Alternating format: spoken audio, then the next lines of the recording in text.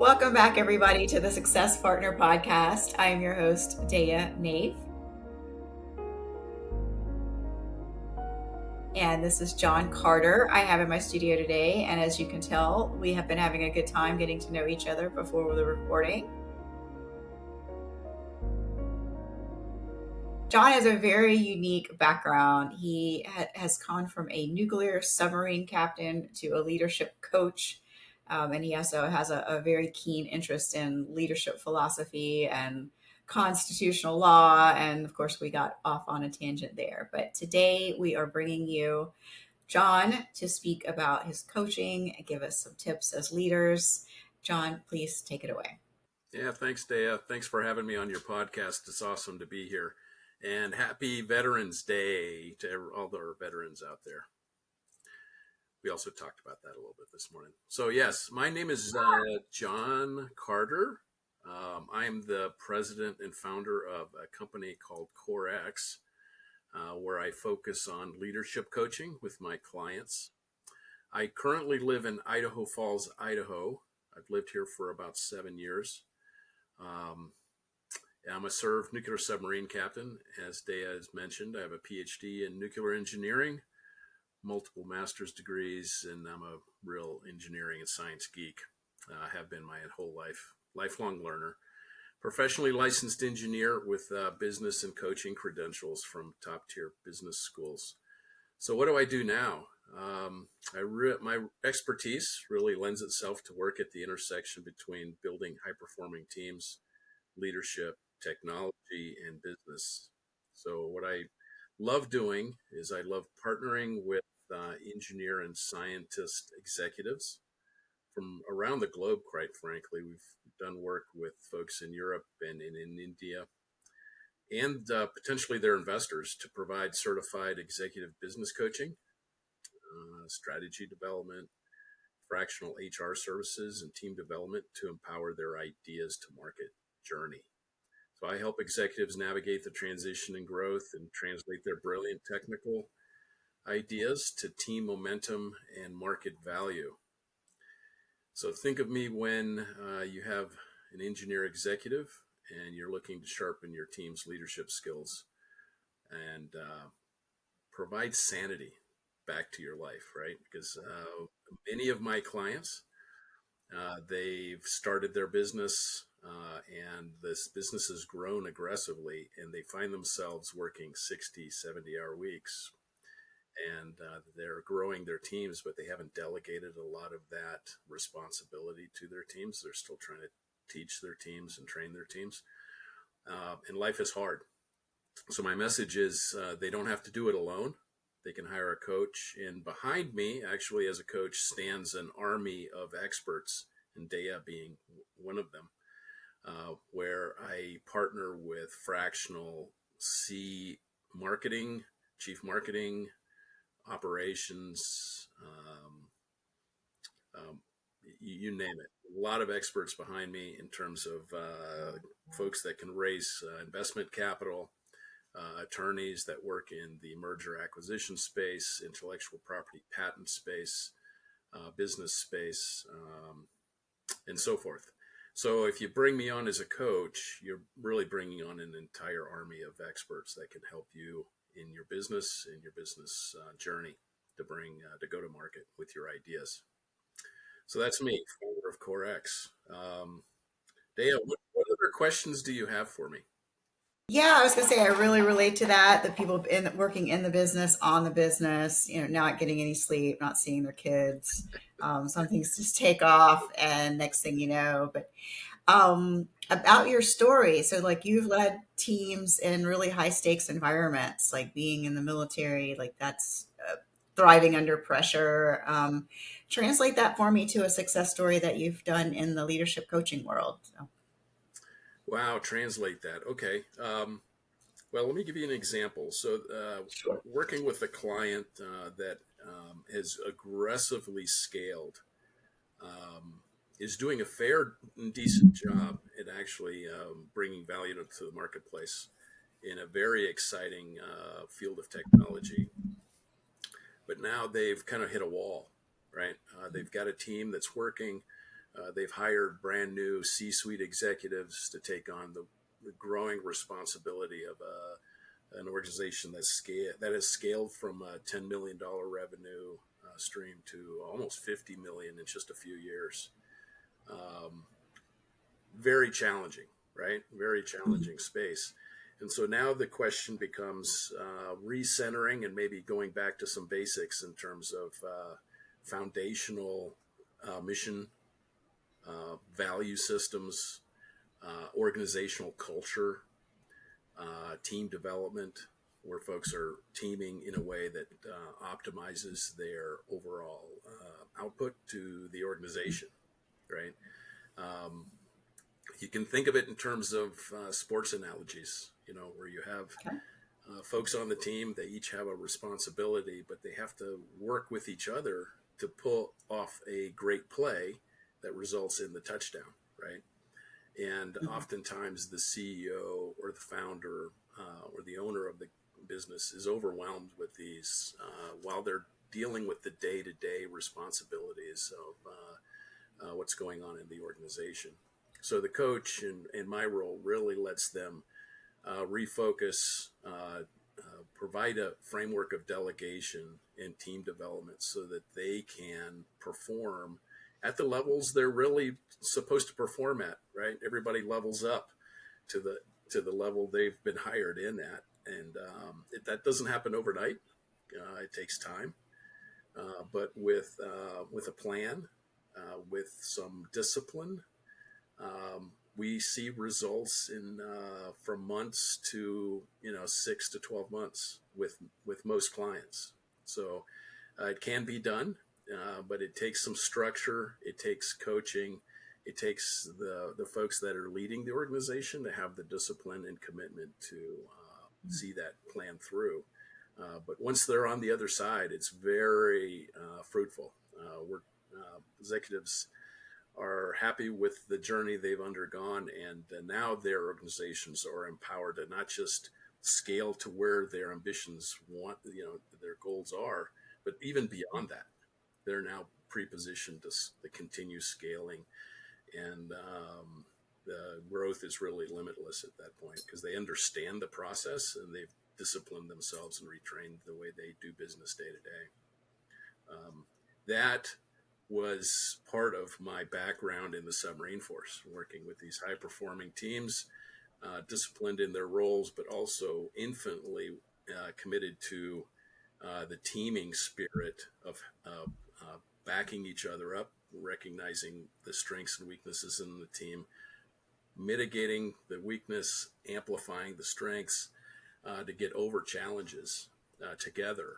Um, and so bringing that approach and mindset to organizations to accelerate their go to market is really the satisfying part for me. Yeah, that's great. And I think definitely with the military and sports, it's like we have that innate team mentality, but in corporate or in business, especially with people who are knowledge workers, scientists and engineers, it's maybe a little bit more siloed. So having to break that down and say we need to work together. So kudos for you jumping into that. And so I know some of these complicated and high compliance driven fields, but you've also mentioned in some of your literature out there on LinkedIn about burnout. Can you share a little bit about burnout and how that affects your leaders? Yeah, absolutely. Burnout is a real thing, right? We all struggle with that, whether we're executives running a business or an individual contributor that comes in to the business every day and works the 9 to 5 grind, right? And that burnout is a real thing. We all have busy lives. And so being able to balance that in a healthy way is super important. One of the frameworks I use in my coaching practice is to get folks to realize that you have to take a holistic approach on these things and view them from a life's perspective, right? Many times, because we're in the tyranny of the day to day, it that consumes our mindset, right? What am I doing right Absolutely. now? What am I behind on right now? What meeting do I have to go to next? And in our distance to the horizon, I'll use a nautical term, is very short. Mm, It's almost mhm, microscopic. And when we're constantly in that frame, that very microscopic frame, we lose sight of the forest from the trees, to use an analogy, right? And so you really have to elevate yourself above that tyranny and recognize what's important, um, and to maintain that discipline on what's important, right? That doesn't mean that you're not involved in the day to day things, but you have a different perspective about where you spend your time, what mhm. type of things you say no to. Saying no is very important, actually, to those things that are Yeah. less important. I think we lose sight of Mhm, that often. But to maintain a balance between your personal health, physically, mentally, spiritually, and that's not necessarily a religious thing, but to mhm, understand the uniqueness that you as a person, um, the uniqueness of your existence in this vast universe, and that you are who you are, is a very special thing. And when you have those types of perspectives, the day-to-day problems and those things that overwhelm you or cause burnout have a very different feel. You now have control of those things, and you become less you're less driven by things that are out of your control. So I talk to executives quite a bit about those types of things in managing those things that they have control over, and letting go of those things that they necessarily don't have control over, to make the best impact for their organizations, for their communities, for their families, and for themselves. In years into the future. So it's not a near-term thing. We're kind of building a long-term resilience and grit to life. So that tends to be pretty well received. Folks like that. It makes them better leaders at work. It makes them better fathers and mothers at home, and so forth, right? Makes us better people for our communities. So super impactful, and it's very satisfying for me to be able to interact with leaders at that level and see the change. Super impactful. I love that. What's one piece of advice that you could give us on, say, mindset change for us leaders that need to be maybe getting out of the playing it small? One piece of advice. That's a great question. I tend to take on big things, right? In my life, I've taken on big things. I've commanded nuclear submarines. I've commanded Hmm. squadrons of submarines. I've gotten my PhD. We have 6 children and 5 grandchildren in the family, Wow. and we've hiked Everest Base Camp and summited Kilimanjaro, and we've gone to Ecuador this year to hike some volcanoes. This year, I've written my first novel, Ah, which was a little project I did. I committed myself to this past year. And so, the one piece of advice, and I don't suffer from burnout, by the way. So the question, I often get questions like, "How do you have time for this, John? I mean, you have a coaching business, you do all these other things. You're a super busy guy in the family and in all walks of life. How do you do all this?" And so, what I explain to them is, every day is a full day for me, but it mhm. doesn't burn me out because I tend to be very. I vary my pace in my style so that I don't get burned out on one thing. For example, and you can apply this to if you're a chief executive in a company. You can do this very similar thing. I try to apply myself 1% to something that I have a goal to do every day. I show up. Hmm. It may not be very successful at it. Oftentimes I'm not, but I show up and I do 1%, right? You do the 1%. And just showing up and doing 1% every day over the course of a year, you can do tremendous things. 365 days is a long time when you're doing 1% every day. I mean, think about that in terms of, money. 1% a day compounded over 365 periods. True. Mhm. That's a big return, right? So what do I Yeah. do? Every day I run 3 miles. Every day I run 3 miles, right? Next year, I think I'm going to do 50 push-ups a day. That's 15,000 push-ups a year, right? That's a lot of push-ups. But that's an investment in me Yep. because with a strong body comes a quiet mind that can then focus Mm-hmm. on things to do things like PhDs, right?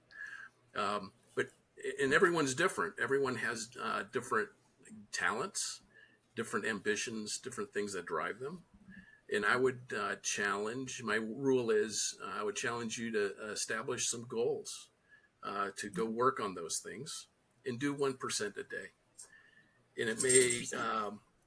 once you have habituated, it takes about 45 days to habituate something.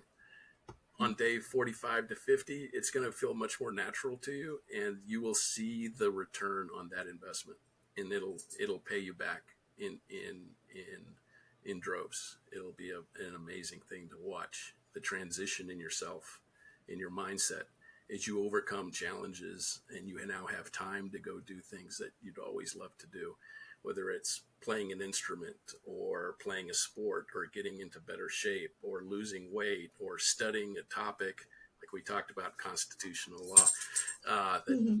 would be of great interest. You spend 1% a day on these things: family, community, friends, invest in yourself, all these things. They accumulate over time. And so I turned 60 this past year. I plan on running my first marathon next year. Wow. Yeah, yeah. So that's something I've committed Nice. to. So, and I'm going to go do it. Right. That's the mindset. We'll, That's a commitment. It's we'll going to follow take you. time. But that's how I've employed these types of rules in my own life. And in my coaching practice, I encourage the folks that I partner with to have a similar mindset. What that outcome is looks different for them because they're different people with different strengths. Um, but everyone deserves to have that joy in their life, to be able to accomplish things and have a strong community and family that supports them. So that would be my one thing that I would probably share with folks out of this. Thank you. Thank you for that, John. It's been great having you on the show. How do people get a hold of you? How do they get a hold of me? Well, you can find me on jcarter at focalpointcoaching.com. I also have a website Okay. called corexdx.com, or you can find me on LinkedIn under JP Carter, my name. Look forward to hearing from folks if they want to continue the conversation. And it's great. Thank you for inviting me, Dave. You're very welcome. You're very welcome. And thank you, everybody, for listening. This has been another episode of the Success Partner Podcast. I'm your host, Daya Naef. Please like, subscribe, and stay tuned.